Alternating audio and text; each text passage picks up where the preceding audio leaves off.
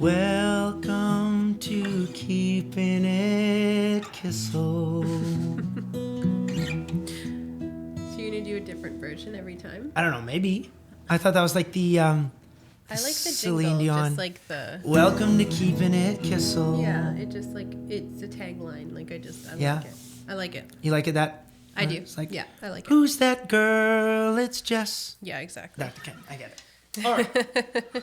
Welcome back, folks. Into the microphone. Now I am. Welcome back, everybody. And I shouldn't say welcome back. It's not like maybe this could be someone's first podcast with That's us. true. Welcome. Welcome to Keeping It Kissel. I'm Brett Kissel. This is Cecilia Kissel. And together we are Keeping It Kissel. Yes. Please follow us on social media at Cecilia Kissel, at Brett Kissel. And then our Instagram page, we launched this lifestyle brand called Keeping It Kissel that we're very, very proud of. Your brainchild, your idea, Cece. And I think it's awesome. I love everything about it and everything that you've done. I got to scooch closer to the Thank you. table. Thank you. So Today we're talking about what has changed for you since you've become a dad. Mm-hmm. And what has changed for me since becoming a mom.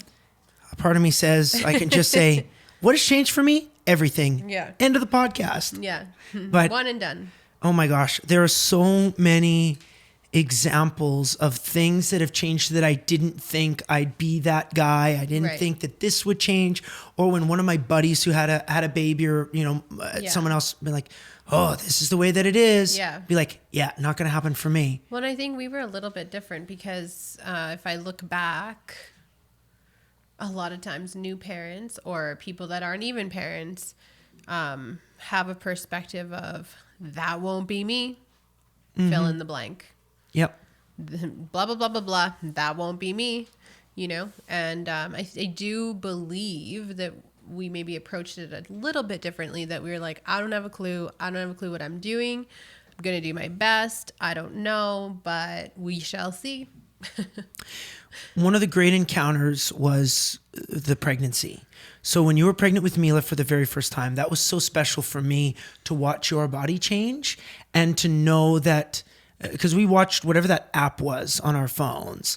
And that was so great, getting a chance to see that inside you're cooking a little acorn, and the acorn becomes it's like a pregnancy app. I can't remember. the bump, right? The bump, yeah. And then it that's becomes what an we used. avocado, and then avocado becomes this. Right. It was awkward for me when it was an animal, when they would say it's the size of a chinchilla, and I'm like, I don't think about a chinchilla inside. No, there is a different app, and I don't recall the name. So that particular, the bump just does fruits and vegetables. Okay. But there is one that you can convert it to physical things. So like, there's even one that it does it for like dudes that like Size of a football. But it'll do like a PlayStation game, like controller, Yeah. or an iPhone or those kinds of things, which is funny too. But all of the things that have changed for you and I mean, I'll just speak for myself, is that I believe without a shadow of a doubt, I am a much better person. Right. In comparison to who I was pre-kids to who I am as a kid. My patience, my tolerance, my acceptance, my level of love is just there being a dad. And You're going that route. Well, very much so. Believe me, Yeah. I might get into some stories. Yeah, no. But I always thought that I was meant to be a country singer when I grew up. Mm-hmm. And I'm happy that that's who I am and what I do. Of course. But I realized that actually I was meant to be a dad. And that is the best title You've never said that in the before. world. Oh, yeah. Not to me, anyways. Well, there you have it. I'm so happy that you made me a Still learned dad. something new. Thank you. Well, our children made you a dad. But but yeah, my route was more I can't remember the last time I've had a hot cup of coffee. Oh, yeah. Maybe that'll never happen again. That changed. Or I can't remember the last time I've gone to the bathroom without an audience.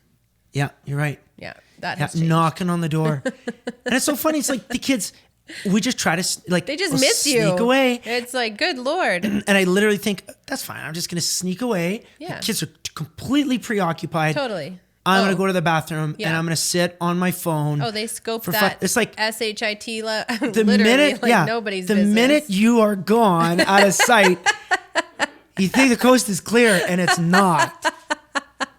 Yeah. Oh, yeah. It's so wild to me. Like, what is fascinating about being in there while we're pooping? I don't get it. Speak for yourself. I just pee. That's right. Okay, then it's me. Why do my kids need to be there? But the hot cup of coffee. And the funniest part too is that they want an audience too. Yeah. It's like, I'm going pee. Like, they're fully capable of doing it on their own, but they want an audience too. Like, I don't know. And we Dad, also joke, I went poop. who is it? Everyone in your band is like, I wish someone would cheer for me every time I went potty. Because we kind of went through a thing when we were potty training that we would sing happy potty to you, happy potty to you. Make it an event when our kids were potty training. Tyler always says, how come nobody celebrates when I do the do? I was thinking about the other day when you're talking about a hot cup of coffee. I believe a lot of other parents will talk about this too, is that I was on a flight and I did not want a cup of coffee. I just wanted some water. I didn't need a cup of coffee. Right. But I realized, I haven't had a hot cup of coffee to myself in weeks. So did you jump on the opportunity? So I just ordered a cup of coffee and I just enjoyed it. I felt like this little squirrel who just had finally found my nuts. And I'm just you finally found your nuts. And I'm like, oh, this is so great. And I just cherish. Almost. Oh, I thought I got, sorry, dude. Ethan, our producer, I almost dumped your coffee all over your microphone. Sorry. See, that's how excited. I got a hot cup of coffee right now. Yeah. So Auntie Tracy, I remember when her kids were little, Matthew and Amber, that she would try to get a hot cup of coffee, would never work. So the pot of coffee would wind up going cold. So she just poured over ice and just drank iced coffee. Yes, I have done that many times too. So that is one of the things that has works changed. In the summertime, it's great. But another thing that has changed big time for us is we do not have control over the music in the vehicle anymore. That's true, but how do I lovingly say this? No, just lay it on me. Let me have it. You're a little bit more of a pushover when it comes to boundaries, so the kids can get away with things. Like for me, our rule in the vehicle is we each get a turn. Right. No matter what. So that way you have to tolerate my music if I have to tolerate Daniel Tiger's Neighborhood. Yeah. Yeah. Gotcha. All those songs have stuck in my head. And oh that's my gosh, the thing. did you see that meme that was like, what are you thinking about? Or like, what are you thinking about? And Paw Patrol, be there on the double. And it's just like a brain and that's all that's happening. As a songwriter, I need to figure out how to write a song, a country song with like legit non-kid lyrics that have as catchy a melody as Paw Patrol or Daniel Tiger or Wiggles or something like that. Because that would be an instant hit. It's powerful shit, man. Because our kids just didn't watch TV for the first number of months. Like it just wasn't really a part of anything until the tour for Mila. Yeah. And like 6, 7, 8 months started watching the Wiggles. Yeah. And I vowed I would not watch the Wiggles. I would not even I just didn't want to sit down with her to watch it. If it was there, I would just... You were resisting it. Resisting it because I knew that as a musician, these songs would get in my head. Right. And all I think to myself is, do the propeller, do the propeller, do the propeller, round and round. Or, oh, good Lord. Mashed potato, oh my mashed gosh. potato, mashed potato. We can't do that to each other anymore. I would like to apologize to everyone listening to this right now that will leave this podcast with all of these songs in their head because so there has to be like a point where you can download this crap out of your mind. But Auntie Brenda, her kids are our age, and she still remembers the nursery rhymes. Those songs. She said they still pop up in the middle of the night. So I think we're doomed. I think we are doomed. Yeah. I was reading the Mother Goose book to the girls the other day, and some of these nursery rhymes are sad or weird.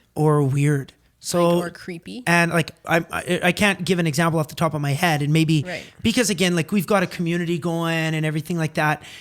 Well, we don't want to offend a writer or something either. If it's a nursery rhyme, they are long gone. Like this is like some 1700s shit. Yeah, okay, that's fair.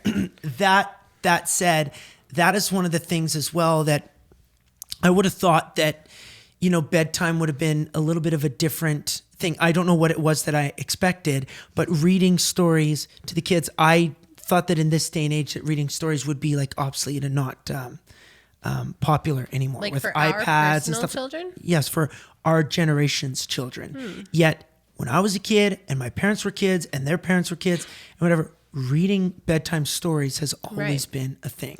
Right. I think I don't know. I never grew up being read to. So Yeah, I didn't have true. it. I didn't. So I don't know. I just know that we tend to do what our kids crave. Mm-hmm. And a book at bedtime is just like super exciting. Like they get to go pick out a special book and we all sit together and read it. So it's become part of the routine. I'm not sure. One of the things that has changed for me big time, and it's just something I ought to work on in general, but I swear a lot. I really like to swear. Right. I think that there's nothing better than a well-placed F word to Right. truly show Liven up your the- excitement Right. or show your disappointment. Like the F word is one of the best words in the world because it's a Multi-purpose. noun, It's everything. it's everything, it's a verb, but like it's Yeah. funny. Yeah.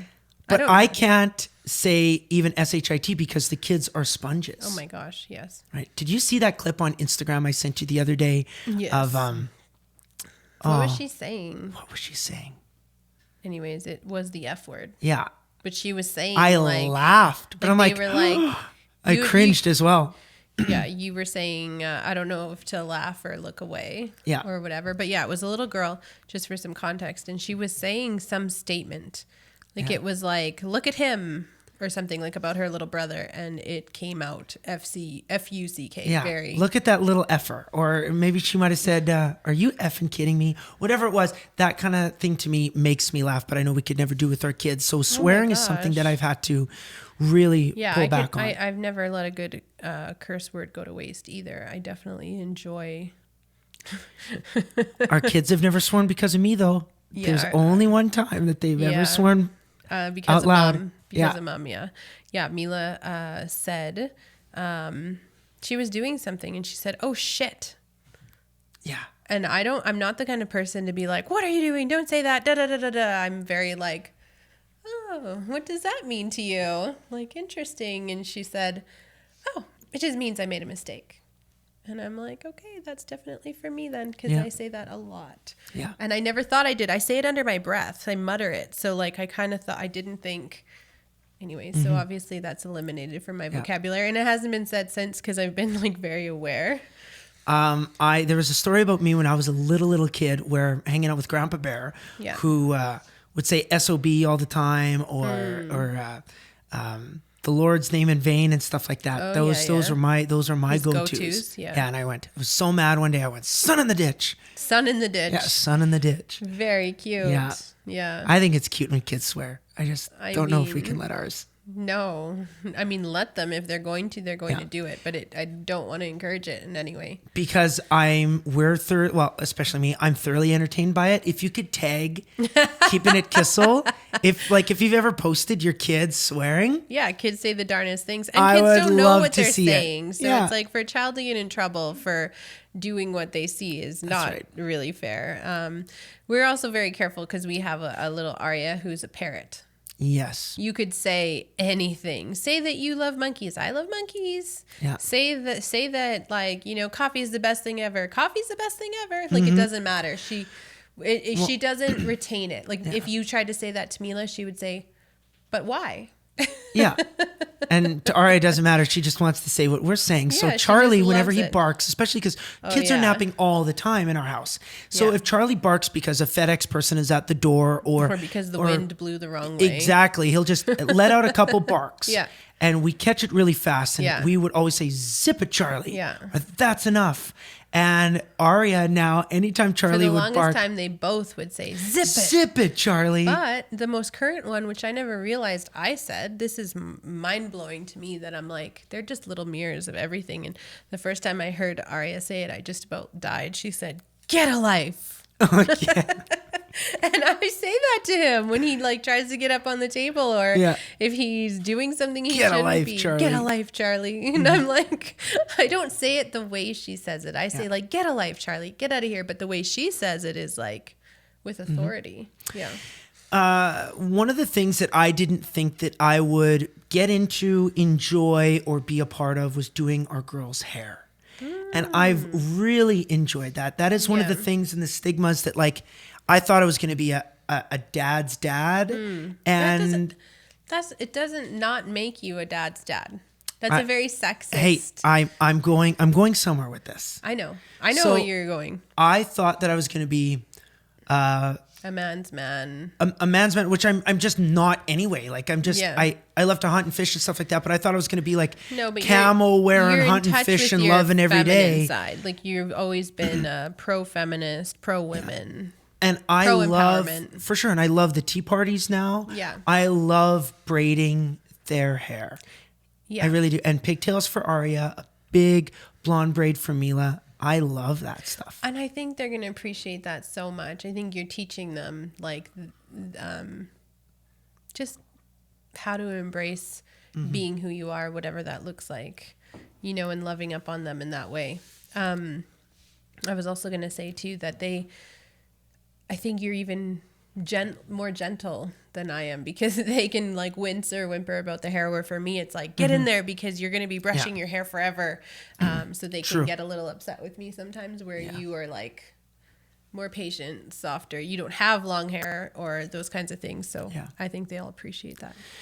There's a lot of these things that, you know, have come up that now we try to talk to other parents about, you know, remember this or enjoy these moments now because they're going to change.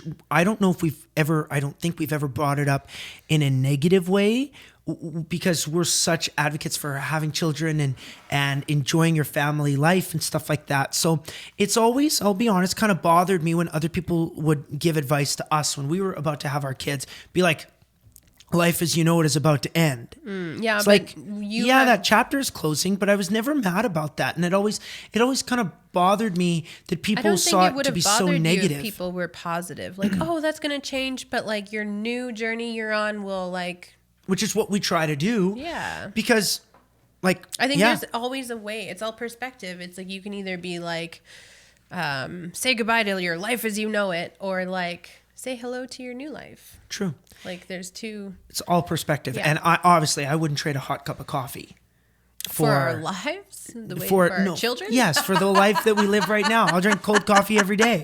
You know? Same. Yeah. Yeah, I will embrace that cold ass coffee. Have one hot sip a day. It's all just fine. So and for me, like I don't know how many times I was thinking about it. Yeah, I don't know how many times I warm up a cup of coffee in a day. It doesn't because I don't like. Either. I think because it kind of cooks it some way somehow. Something happens, and a skunky. reheated cup of coffee is rank. I can do it once, even twice. The water starts to like, you know. I don't know what it is, but I don't like it either. No, it's not good. Not good. Yeah, we might need to get into espresso. That thing that didn't you have some kind of elite coffee maker once upon a time? Yeah, it's in Nashville. Yeah. Mm-hmm. That way I can just get my shot of shot of hot coffee. Yeah. All at once. So I'm going to find something, Cece, that I've adjusted it since I was telling you about this idea. Yeah. Oh, I've heard the poem, but you've worked on it. I've worked on it. So I've started collecting ideas, and I've written this poem. Yes. That I think would make a great children's book. Oh, right. Okay. I didn't realize the whole poem would be the entire book, but. Oh yeah, this yes, each page. I get it now. Okay. For my first children's book. Yeah. It's a poem called Poop in Peace. Okay. I needed that cup of coffee to start the day off right. At 5 a.m., the kids were up and barely slept the night. The kids, they were distracted, so now I've got a chance. Nature's been calling me all morning. I'm about to poop my pants. Oh, good. I've had to go forever. I can't hold it anymore, so I sneak into the bathroom and I quietly shut the door. Or I might say I sneak into the bathroom and I finally drop my drawers. So why now do the kids call? Why do they bang on the door? Can't they just watch their movie like they were doing before? You see, back when I was single, I could poop without a care. I took that time for granted. Now alone time is so rare. Dad, what's going on? Daddy, let me in. Daddy, please come out here. But kids, I didn't even begin. So I reach with my toes. I open the door a crack. The kids come busting through the door and sit down on my lap. They yank on my hair. They pull away my pants. They climb up on my shoulders. They try to do a dance. Hey, Dad, what you doing? Hey, Dad, are you done? Kids, go find some toys or games I've not even begun. Why can't you play outside or just leave me alone? I just need some me time to sit and check my phone. Give me just 2 minutes. Find something else to do. Hey, kids, go find your mother. No, Mom, she's pooping too. At bedtime when I pray tonight, before I go to sleep, I know what I'm going to ask for. Lord, let me poop in peace. There we go. And was that just one experience for you, or like, because I feel like that's like every day. I was gonna say a mother's life every day. I know. Every single day, over every single moment. Yeah. And I made the mistake. I think they would have, because they just bang on the door. Yeah. That I just got annoyed, so I opened the door. That was game over. Yeah. Then now they're in and now they want to play, and now I just can't do my stuff. I mean, for some people out there might not know that you're a very private pooper. Very. Yeah. I've not and actually not like, been in the bathroom when you've gone in like our entire relationship together. Now, I'm not like, what's his name from American Pie who has to do it at home. Right. Right? Fitz? Right. Yeah. Finch? Yeah. Finch, yeah. is that his name? Yeah, Finch. Yeah. Mm-hmm. Like I can do it in public, but I just, if anyone knows privacy. me or knows that I'm doing a number 2, and especially now that I'm getting popular, like the worst is like at an airport. I think it ends it. If you're not comfortable with me, why would you be comfortable with anyone else? Yeah. Right? Yeah. Like, yeah. It doesn't matter. It's not my thing. Yeah. Never has been. That's funny, which I'm grateful for. I don't want to be in there when you're doing it. I mean, that's your business, literally. But if you want that in a children's book, let me know. Yeah, I think because I think we need to. We need to find. Does someone know a publisher? Yeah, let's do it. Yeah, let's do it. I think it's great. I love it. So paints a picture. Hot cup of coffee. Why did my brain went to a bad place about painting. Oh God. So we've talked about hot cups of coffee. We talked about the music playlist. We've talked about pooping in peace. Is there anything else on the top of your mind, like that you miss that we can't do anymore? Yeah, makeup actually. Mm-hmm. Yeah, it's not like I would have sat there and done it for like. I used to sit and do my makeup for at least an hour, probably a day. Yeah. And now it's like 5 minutes and get in and get out. And I actually can't remember the last time you sat on the floor. On the floor in front of the mirror, sitting cross-legged and doing your makeup like you usually do. Which we do have a vanity in both of our homes now, so it's like I don't do that anymore. You're the master of doing your makeup in the vehicle. Now I do. Yeah, I rock it. Yeah. Mm-hmm. Yep. So makeup. I used to put my makeup on the school bus going to school because I wasn't allowed to wear makeup. So I would do it on the way to school, and I got really good at that. And would you take it off? Obviously, you wipe it off before you came home? Yeah, which is crazy because I pretty much just wore like mascara and lip gloss or whatever it was then. But yeah, I would wash it off before I'd get on the bus. I think it's very cute how the girls, from time to time, they'll sneak into like your drawers in the vanity. That's what they did this morning, actually, while I was getting ready. Yes. And they were putting lip gloss on each other, and they asked if I wanted some lip gloss. Lip chop, as they call lip it. chop. Yeah, Mm-hmm. lip chop. And they gave one for me. Dad, don't forget your lip chop. I forgot to tell you this the other day. Before bedtime, the girls were putting makeup on, and it's just like, you know that those little organic things. You'll know what it is as soon as I say Mila's putting on. She has a little pot for lip gloss, and she's putting it on, and she's sitting in the mirror, and I'm like, "Oh, Mila, what are you doing?" And she kind of stopped because she knows she's supposed to be brushing her teeth and getting ready for bed, and she goes, "I'm just putting on my makeup." And I said, "Oh, okay." And she said, "This is Leo got me this present." And I thought for a moment, like, "What do you mean, Leo?" And then we had given her a gift, given the kids a gift from baby Leo when he was born, and that's one of the things that was in it was that makeup. And I'm like, it's almost been a year, and you were like 2. Yeah, she's got an incredible that's memory. crazy. And I know nobody's sitting there telling her like, Leo got you this makeup. You know, we told her that one time, that one day. Yeah.